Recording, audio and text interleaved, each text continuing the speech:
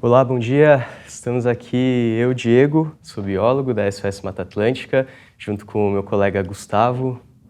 Sou Gustavo Veronese, geógrafo e coordenador do programa Água Limpa e Observando os Rios da Fundação SOS Mata Atlântica.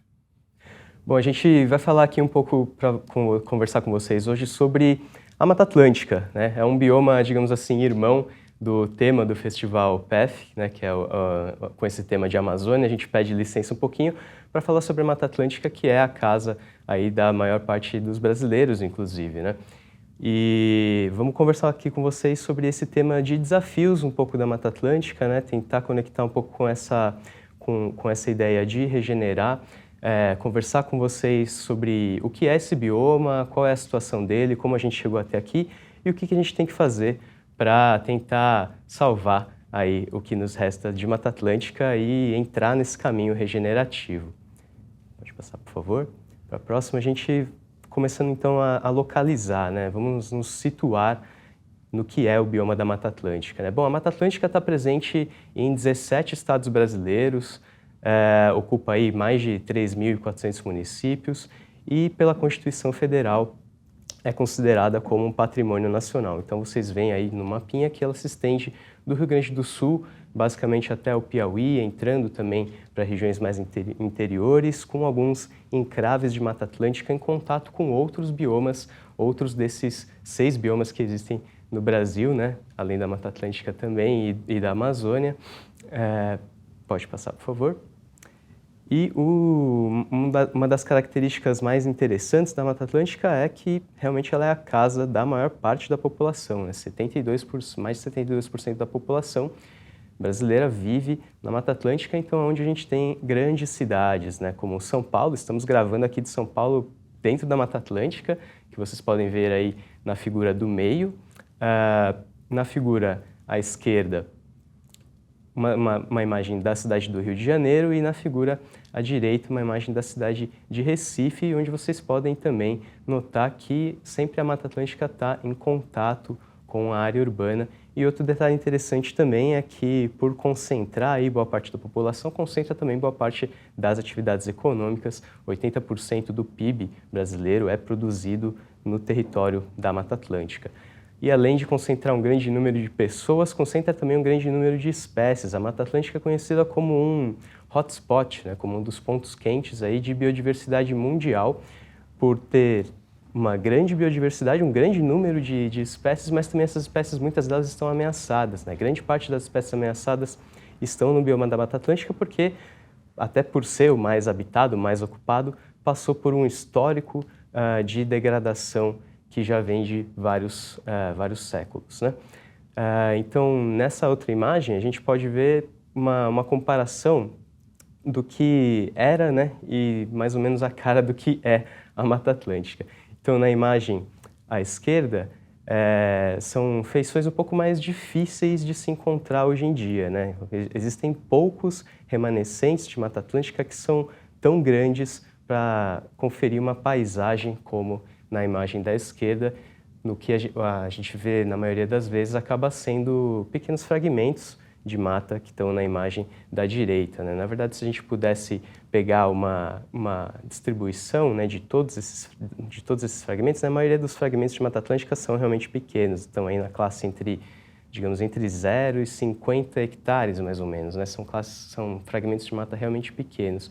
E por conta disso, por conta dessa grande fragmentação, o que a gente tinha de área original da Mata Atlântica, hoje em dia já se encontra bastante reduzida a mais ou menos 12% do que era essa distribuição original, né? Isso considerando ainda fragmentos que são viáveis do ponto de vista biológico, né? Fragmentos aí em torno de 3 hectares, né? Fragmentos florestais que ainda conseguem resguardar a biodiversidade lá dentro. Hoje a gente tem, infelizmente, só 12% restantes dessa floresta. A SOS Mata Atlântica tem como missão inspirar a sociedade na defesa desse bioma e trazer para as pessoas novos hábitos e valores que contribuam para a preservação da Mata Atlântica. Um dos primeiros trabalhos que a SOS Mata Atlântica desenvolveu, lá no finzinho da década de 80 ainda, foi uma parceria com o Instituto Nacional de Pesquisas Espaciais, o INPE, para monitorar a situação da Mata Atlântica. Então, a gente tem o Atlas dos Remanescentes Florestais da Mata Atlântica, que nos indicam como está a situação da floresta naquele determinado momento. Então, através de imagens de satélites fornecidos pelo Instituto, a gente consegue analisar a situação da floresta nos diversos estados da Mata Atlântica. Então, a gente consegue fazer um trabalho com recortes, tanto em nível de estado como de municípios e também, muito importante, por bacias hidrográficas. E o último levantamento que nós fizemos mostra que tivemos um pequeno aumento no desmatamento. A gente vinha de sucessivas diminuições de desmatamento, chegando com vários estados ao nível de desmatamento zero, isso é, quando a gente tem menos de 100 hectares devastados de um ano para o outro. E do ano de 2019 para 2020, a gente teve um ligeiro aumento. E isso se deve principalmente ao enfraquecimento das legislações ambientais, da participação social na decisão das questões ambientais. Isso se dá principalmente através dos conselhos, dos comitês, onde a sociedade civil tem voz. E isso tem sido enfraquecido ao longo do tempo no nosso país. Infelizmente, são perdas que a gente vem tendo nessa participação da sociedade. E sem a participação da sociedade, fica alguma coisa meio capenga. A sociedade precisa trabalhar, precisa estar junto, porque somos importantes nesse processo, tanto de cuidar como também de trazer elementos para esse cuidado, né? Não é só apontar quais são os desafios a serem feitos, mas também a gente praticar esses desafios. Então, a gente tem esse trabalho ao longo do tempo que a gente, quem quiser conferir, dá para entrar lá no nosso site e também no site do INPE e conferir como que está a situação da Mata Atlântica. E esses recortes que a gente faz são muito interessantes para a gente entender como que está na nossa cidade, como é que está no nosso estado e na bacia hidrográfica, que é um lugar que muitas vezes a gente nem consegue entender o que é uma bacia hidrográfica. Mas a bacia hidrográfica é basicamente onde a gente vive, né? É onde correm os rios, é onde a gente vai buscar a nossa água. Então é muito importante a gente tenha entendimento, porque, repito, sem a floresta não tem água. Então a gente precisa da floresta em pé, principalmente protegendo as nascentes dos rios, protegendo as margens dos rios, para que a gente consiga ter água em quantidade e em qualidade para a gente, para os nossos múltiplos usos, né? A água tem usos diversos. Então é muito importante que a gente trabalhe com todos esses temas e principalmente que a gente consiga não só reflorestar e recompor o que a gente tem, mas cuidar das florestas existentes que são tão poucas, né, Diego? É isso mesmo, Gustavo. E aí a gente, vivendo nessa crise hídrica, né, vê a importância quando a gente olha para uma foto dessas. Essas são represas que fazem parte do sistema Cantareira. Vocês veem aí pouca cobertura florestal, o nível da água baixando e a gente, infelizmente, sofrendo as consequências disso. Então, a gente precisa realmente entrar nesse caminho regenerativo, né? A gente pega um pouco emprestado aí o título, né, do Ailton Krenak, né, Ideias para Adiar o Fim do Mundo, né? Vamos pensar em ideias para frear essa degradação da Mata Atlântica e realmente entrar nesse caminho de recomposição do nosso bioma. Bom, uma das ações que a gente também empreende na Fundação e que são interessantes para apresentar aqui para vocês é a questão da restauração florestal, né? Nessa foto a gente vê o viveiro que está instalado em um centro de experimentos florestais, uma área que a SOS já ocupa há vários anos e era uma antiga fazenda, onde a gente consegue produzir aí um viveiro para a produção de mudas de mais de 100 espécies nativas da Mata Atlântica e mostrar um pouco para vocês o resultado disso, né, que é possível restaurar essas áreas. Essas fotos são comparações de antes e depois, né, dos trabalhos serem iniciados nessa fazenda. Então, na foto da esquerda, vocês veem a situação anterior. Então, basicamente, área toda degradada, né, pasto degradado. E depois dessa intervenção para a restauração da floresta, a gente tem hoje essa situação da foto da direita, realmente a floresta voltando. A água também aumentou, né? A disponibilidade hídrica na superfície aumentou e também a fauna vem retornando. No próximo também um outro trecho dessa mesma propriedade, né? E vocês veem a mesma situação, né? Na esquerda, aí também totalmente sem floresta, até a margem ali, a beira daquela represa totalmente descaracterizada. E aí na foto à direita, depois das intervenções de restauração. Então, a mensagem é que é possível fazer essa floresta retornar, precisa realmente de bastante trabalho e bastante vontade. E no próximo slide, a gente só vai trazer uma outra mensagem que não precisa ser apenas a restauração não precisa ser feita apenas por instituições que têm aí já décadas de trajetória, né? Às vezes a ação individual das pessoas também conta muito. Essa pessoa aí na foto da nossa esquerda é o seu Hélio. O seu Hélio é conhecido, né, como plantador de árvores. Ele mora aqui na cidade de São Paulo, na Zona Leste. Foi homenageado, inclusive, no nosso evento anual, que se chama Viva Mata. O seu Hélio prestou um serviço fundamental para a sociedade. Ele, praticamente sozinho, já plantou aí mais de 30 mil árvores. A meta dele é chegar a 50 mil árvores. E, por conta do trabalho dele, foi criado ali na região da Penha um parque linear, o primeiro parque linear de São Paulo, né?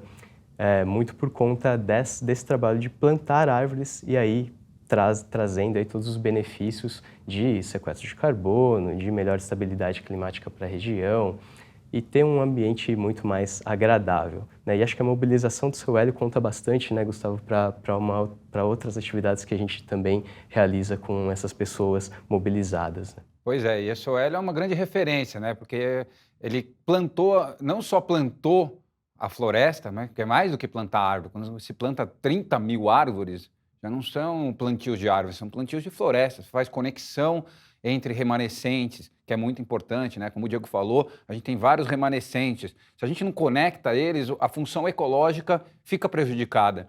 E plantar na beira de rio, que foi o que o seu Hélio fez, é fantástico. Ele plantou essas 30 mil árvores na beira de um córrego chamado Córrego Ticoatira, que corta ali o bairro da Penha, na cidade de São Paulo. E hoje é um lugar de lazer. Um parque linear nada mais é do que um parque na beira do rio. Então, ao mesmo tempo, a gente protege a margem do rio, essas árvores ajudam a filtrar a água, então melhora a qualidade da água, ela ajuda a reter a água nos períodos de cheia, para que nos períodos de seca essa água fique disponível. Então, ela é também um reservatório de água muito importante e, além de cumprir essa função ecológica, ainda cumpre uma função social, porque vira um parque para as pessoas se divertirem. Então, tem ciclovia, tem aparelhos de ginástica, tem pista de skate, tem brinquedo para as crianças. Então, vira um parque onde não tem um parque, né? Principalmente nas áreas mais carentes das cidades, as áreas mais periféricas, é super pouco dotado de instrumentos de lazer. Então, ao mesmo tempo, a gente consegue cuidar do meio ambiente e cuidar das pessoas, porque não dá para a gente fazer essa dissociação, não dá para falar só em meio ambiente se a gente não levar em conta as pessoas. Então a gente tem que falar de um socioambientalismo, senão a gente fica com uma coisa um pouco pêndega, né? Uma coisa não tão linear. E é isso que a gente precisa, juntar as questões sociais com as questões ambientais, porque elas andam juntas, elas estão juntas o tempo inteiro. E um dos trabalhos que a gente vem fazendo, que é muito importante, é mobilizar as pessoas. Se a gente não mobilizar as pessoas, se as pessoas não estiverem participando do processo, elas não vão cuidar. A gente só cuida daquilo que a gente conhece do que aquilo que a gente sente pertencimento. E, para isso, a gente tem um trabalho que é muito legal, que é envolver as pessoas no trabalho, para gerar informações, para gerar conhecimento e para gerar ações que tragam melhorias. E isso está muito focado no tema água. A gente tem uma grande rede de voluntários na SOS Mata Atlântica, dentro desse trabalho chamado Observando os Rios. É um trabalho que a SOS Mata Atlântica desenvolve há cerca de 30 anos. Começou tudo aqui com uma ideia sonhadora de despoluir o rio Tietê. Quando surgiu um jacaré aqui na água do Tietê, uma coisa que trouxe uma estranheza geral para as pessoas. E as pessoas quiseram se mobilizar, fazer alguma coisa. Foi feito um baita abaixo-assinado, mais de 1.200.000 assinaturas, para exigir a despoluição de um rio que era tido como o rio mais poluído do Brasil, né? O que também não é uma verdade, não é o rio mais poluído do Brasil. Infelizmente, esse modelo da gente usar os nossos rios como extensão da nossa tomada para gerar energia, ou extensão da privada, que é para jogar os nossos dejetos fora, está totalmente fora de moda. Isso não existe mais e não pode existir mais. Então a gente quer reverter essa lógica, porque a água tem diversos usos e a gente não pode colocar para dois usos que trazem pouco benefício para a sociedade. Então a gente precisa trabalhar isso e junto com a sociedade. Então a gente tem uma grande rede de monitores da qualidade da água, são mais de 300 pontos pelo Brasil inteiro que a gente monitora rios esses grupos voluntários vão na beira de um rio, uma vez por mês, analisa a qualidade da água e jogam esses dados lá no nosso site. Cada ponto de análise está georreferenciado ali, está tudo guardadinho. Quem quiser entrar agora lá no nosso site, na página do Observando os Rios, dentro da site da SOS Mata Atlântica, vai observar esses grupos atuando, vai ter as informações que eles registram. Isso é fantástico, porque assim, além da análise que a gente faz com parâmetros físico-químicos para medir o índice de qualidade da água, que é um índice oficial, a gente também trabalha com alguns parâmetros que precisam somente do nosso corpo para ser feita a análise. Então, é sentir se tem cheiro na água, se tem lixo sendo despejado naquela água, como está a transparência, se tem peixe, né? Então, não precisa de nenhum equipamento tecnológico ou laboratorial para fazer a análise. E aí, uma vez por mês, uma vez por ano, a gente pega esses dados lá no nosso site e faz o relatório no Dia da Água. O Dia da Água é dia 22 de março, e a gente lança o relatório com esse retrato que a sociedade faz de como está a situação dos nossos rios. Então, a gente faz as médias dos resultados e publica isso, não só num relatório, mas leva até as autoridades o relatório para mostrar para as pessoas, para mostrar para os tomadores de decisão o que a sociedade está vendo e o que a sociedade quer dos nossos rios. E, definitivamente, a sociedade não quer que os nossos rios sejam meros receptores dos nossos rejeitos, dos nossos resíduos. Isso não tem o menor cabimento. Então a gente muda essa lógica de olhar para o rio como um problema para começar a olhar o rio como uma solução. Ao invés de a gente esconder esse problema, vamos reabrir os nossos rios, vamos trazer ele de volta para o convívio, vamos fazer um parque linear, como o seu Hélio fez, né? Porque a gente consegue trazer, a partir do momento que as pessoas convivem com o rio, se o rio está mal cheiroso, as pessoas vão querer um rio com cheiro melhor. Isso tem acontecido em vários lugares do Brasil. Então a gente consegue não mais pegar o exemplo, como lá no começo do nosso trabalho, que a gente comparava com o rio Thames em Londres ou com o rio Sena ali em Paris, a gente pegava referências do exterior. Hoje a gente não precisa mais pegar referência do exterior para a gente limpar os nossos rios. A gente tem referências aqui, tem um monte de gente fazendo trabalhos incríveis de recuperação dos nossos rios aqui no Brasil mesmo. E as coisas vão funcionando. Infelizmente, não é na velocidade que nós queremos. Nós gostaríamos que agora, entrando no próximo verão, a gente tivesse rios limpos para que a gente pudesse se divertir, se banhar, não ter nem medo de contrair algum tipo de doença e nem vergonha, né? Porque em muitos rios das cidades brasileiras, as pessoas têm vergonha dos rios que cortam suas cidades, a sua aldeia, né? O rio da sua aldeia é um rio mal cheiroso, é um rio poluído, é um rio que tem uma aparência ruim. E isso não é natural do rio. Então a gente nunca pode falar que um rio é poluído. Ele está poluído, se ele está poluído, nós somos responsáveis também por essa poluição. E se nós somos responsáveis por essa poluição, somos também todos nós responsáveis por essa despoluição de rio. Então, isso é um esforço conjunto que não vai ser o governo, que não vai ser só o empresário, ou não vai ser só a população que vai resolver. Isso vai ser uma coisa que é feita de forma conjunta. A gente tem instâncias no Brasil, que são os comitês de bacias hidrográficas, que são as instâncias legítimas para se deliberar em relação à água, e é dessas instâncias que a gente tem que participar. É nesses lugares de voz que a gente tem que ir lá e mostrar o que a gente quer. E definitivamente a gente não quer os nossos rios como uma vergonha para as nossas cidades, para os nossos... e que a gente consiga passar para as novas gerações um outro sentimento em relação ao meio ambiente, um outro sentimento em relação à nossa água. E aí o caso interessante, né, Gustavo? Todos esses monitores aí, as pessoas, os voluntários, né, mobilizados para conseguir essas informações, trouxeram para a gente alguns retratos muito interessantes, né? Como, por exemplo, uma tendência ao longo dos anos de uma pequena melhora na qualidade da água do Rio Tietê, né? O que é sensacional, né? Então, a própria sociedade produzindo esses dados, consolidando e apontando caminhos para a gente de que também é possível a gente ter casos de sucesso, inclusive em casos super complexos como a despoluição de um rio que corta a maior cidade da Mata Atlântica e, portanto, bastante poluído ainda, mas com alguma tendência de melhora, né? E essa história do Rio Tietê é fantástica. Quando a gente começou o nosso trabalho lá, o Rio Tietê tem 1.100 quilômetros e desses, mais de 500 estavam poluídos. Quer dizer, mais da metade do rio estava poluído, principalmente por causa da poluição gerada por esgoto na região metropolitana de São Paulo. E quando a gente começou esse trabalho exigindo as obras de despoluição, esse abaixo-assinado exigia as obras de despoluição, as obras começaram a acontecer. E ao longo do tempo foi melhorando, foi melhorando, foi melhorando. Quando chegou lá em 2013, 2014, que a gente teve aquele aquela princípio de crise hídrica, faltou água na maior cidade do país, todos os investimentos foram direcionados para captar água e deixou o tratamento de esgoto em segundo plano. A gente já conferiu que no ano seguinte, a mancha de poluição, a mancha de poluição é uma forma didática que nós achamos para medir o impacto da poluição no Rio Tietê. Então, a gente media essa mancha, que era de 500 quilômetros, ela chegou a ser de 70 quilômetros em 2013, e só pela falta de investimento, em um ano ela aumentou para 160 quilômetros. E de lá para cá, os investimentos continuaram acontecendo e foi regredindo. A gente lançou agora, recentemente, no Dia do Rio Tietê, a gente faz um relatório específico para o Tietê, que é a nossa grande causa. Foi quando a gente começou a trabalhar com água dentro da Fundação SOS Mata Atlântica. E a gente comparou o resultado do período anterior, que a gente lançou o relatório no ano passado, que estava em cerca de 160 quilômetros a mancha de poluição, e hoje está em 85 quilômetros. Então, basicamente, a poluição do Tietê se restringe hoje à região metropolitana de São Paulo. Quando a gente fala de mancha de poluição, significa que a água está ruim ou está péssima, significa que ela não tem usos para outros fins, senão ela correr ali, fazendo a gente sentir aquele cheiro e aquela visão que não é nada agradável.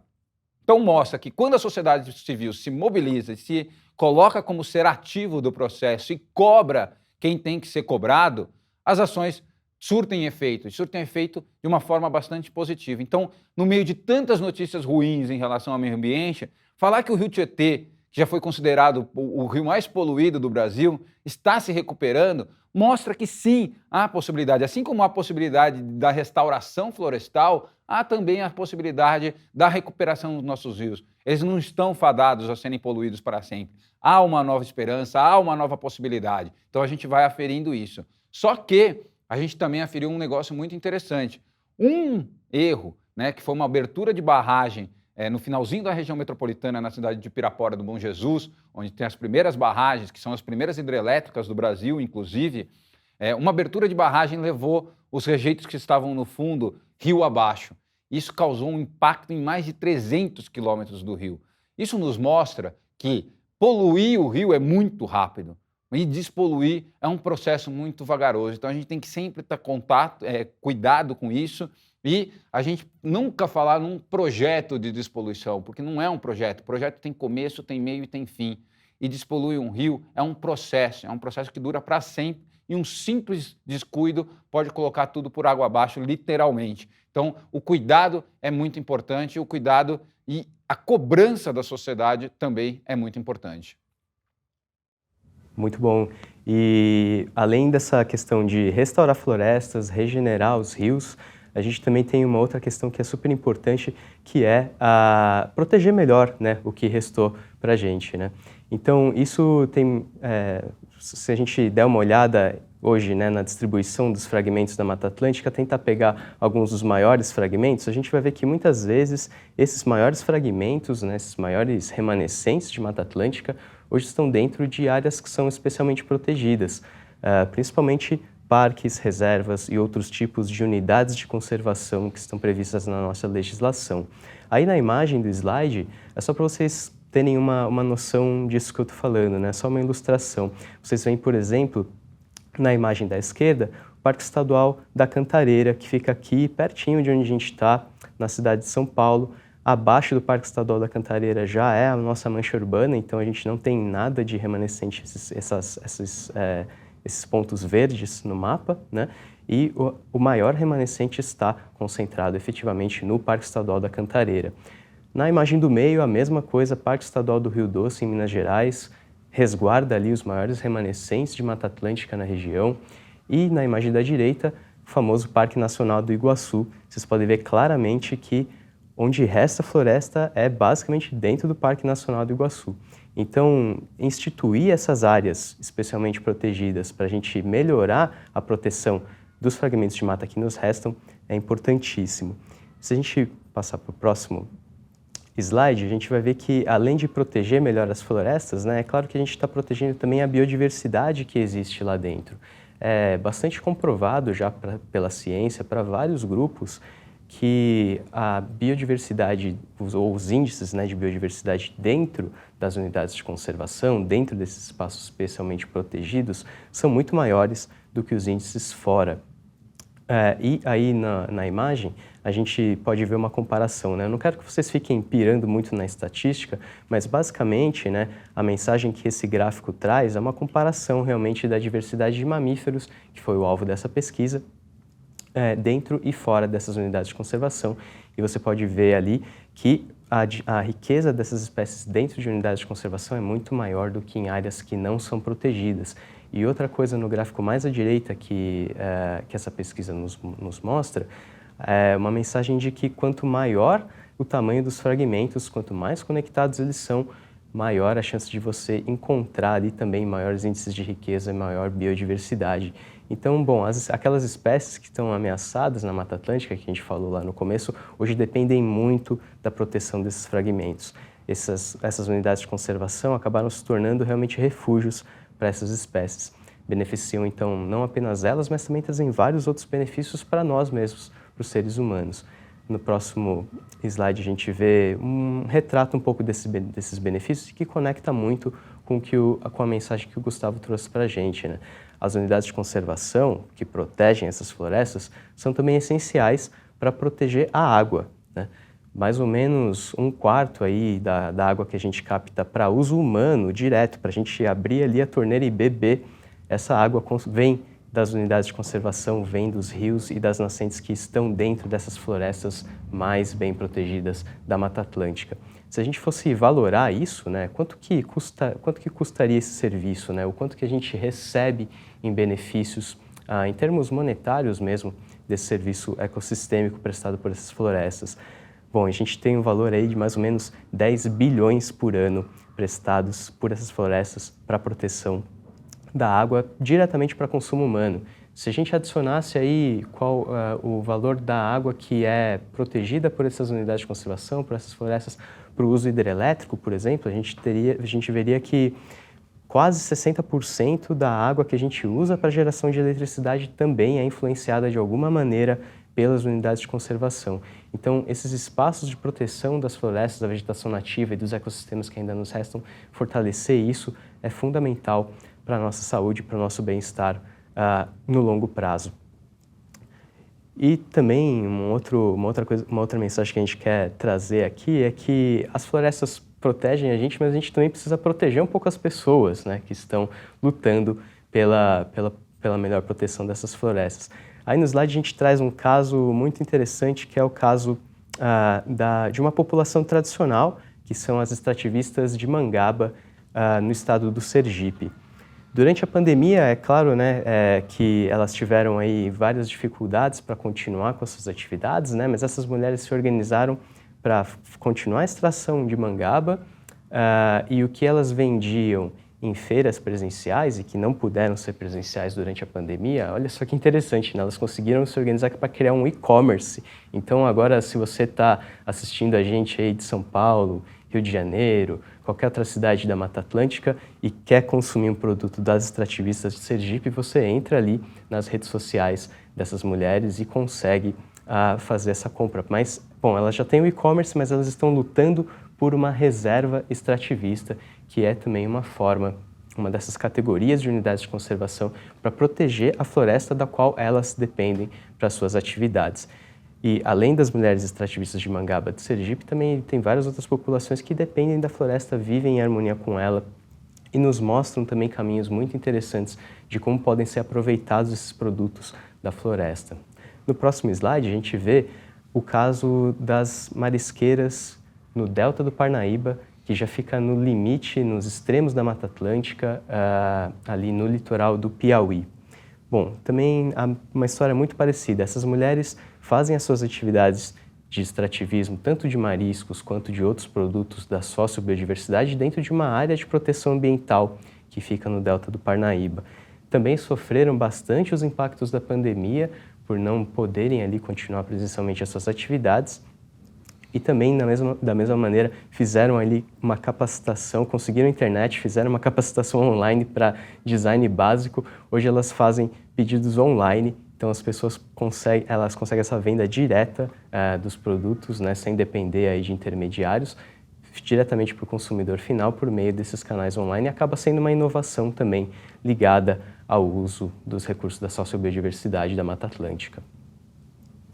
E uma outra coisa que também ficou marcante durante esse nosso período de isolamento, né? Agora a gente vem voltando aos poucos, eu tenho certeza que todo mundo teve alguma saudade alguma vez de ter contato com a natureza, porque isso nos faz muito bem, né? Já existem várias pesquisas que comprovam os benefícios do contato com a natureza para a nossa saúde, tanto sistêmica quanto a nossa saúde mental, principalmente, né?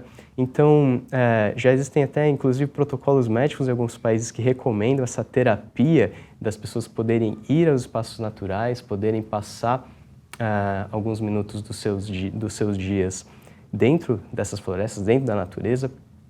Então, o valor que a Mata Atlântica e que outras florestas têm para a nossa saúde é enorme, né? Tem um estudo que foi publicado recentemente que fez uma tentativa de estimar qual que seria o valor para a saúde mental dos visitantes que conseguem visitar parques naturais ao redor de todo mundo, né? E terem esse contato com a natureza. E o valor estimado é absurdo, é da ordem de 60 trilhões de dólares por ano. Então, conservar essas florestas para dar para as pessoas a oportunidade de terem contato com o meio ambiente equilibrado é um valor também, com certeza, inestimável e que conversa muito com isso que a gente está falando aqui, né? A necessidade de proteger a Mata Atlântica, de restaurar, de entrar nesse caminho regenerativo para o bem-estar das pessoas. E pode passar só para concluir, tudo isso que a gente vem conversando aqui, né? Esses benefícios para a sociedade, a gente conseguir regenerar a floresta, conseguir proteger melhor a floresta que nos resta, restaurar os recursos hídricos, restaurar os rios, tudo isso depende de muita mobilização. Então a gente convida todo mundo para conhecer mais de perto também o trabalho da Fundação SOS Mata Atlântica. Quem não conhece, a gente segue, pode nos seguir nas redes sociais e dizer que a gente sempre vai estar junto, porque isso é um direito fundamental, está escrito na Constituição, direito ao meio ambiente é fundamental e a mobilização é o que a gente precisa ter de mais importante para manter isso. Então, mesmo em tempos difíceis, existem casos de sucesso, a gente não pode perder a esperança, não pode perder a vontade de estar junto e mobilizados por essa causa. Perfeito. E é isso, a gente tem que estar junto, algo que depende de todos nós, né? Dentro dessa proteção da floresta, é muito interessante também resgatar que boa parte da floresta, principalmente na Mata Atlântica, estão em propriedades particulares. Cerca de 80% do que a gente tem de Mata Atlântica em pé estão na mão de particulares. Então, é muito importante o proprietário rural, aquela pessoa que tem uma fazenda, um sítio, entender a importância de proteger a floresta ali, cumprir a lei, nada mais do que cumprir a lei, deixar a sua área de reserva legal, deixar a sua área mínima de Mata Atlântica em pé, que são 20%, que diz a lei, para a gente conseguir ter um tipo de trabalho que não envolva também só ficar pegando no pé do poder público. A gente tenha também a nossa parte. A nossa parte é cobrar do poder público, porque eles estão lá para isso, né, para fazer o que a gente quer, mas também fazer a nossa parte no nosso dia a dia, ter os nossos hábitos que colaborem para a Mata Atlântica, se juntar a outras pessoas que estão com o mesmo sentimento de querer proteger, de querer conservar, de querer ajudar, e não faltam pessoas. A mobilização é muito grande, a mobilização está no gene da SOS Mata Atlântica. Nós temos como um dos princípios juntar pessoas para trabalhar com essa causa e se não formos juntos, a gente não vai para lugar nenhum. Juntos nós somos muito fortes, né? Mas se a gente ficar no picado e achando, sou só eu, não vai dar certo, não vai resolver nada, aí não resolve nada mesmo, né? A gente só vai conseguir ter ações concretas, mudanças efetivas, na hora que a gente internalizar as nossas responsabilidades, saber qual é a minha parte nesse processo e se juntar a pessoas que pensam parecido, para que juntos a gente consiga ter melhoras significativas. Então, vamos junto nessa, vamos juntos que a gente é muito forte, né? A gente consegue coisas que talvez a gente nem acredite que a gente consiga quando a gente se junta, quando os esforços são unidos, tá? Então essa é a nossa mensagem, que há possibilidade de mudanças, as coisas podem realmente acontecer de uma forma diferente e isso depende muito da nossa vontade.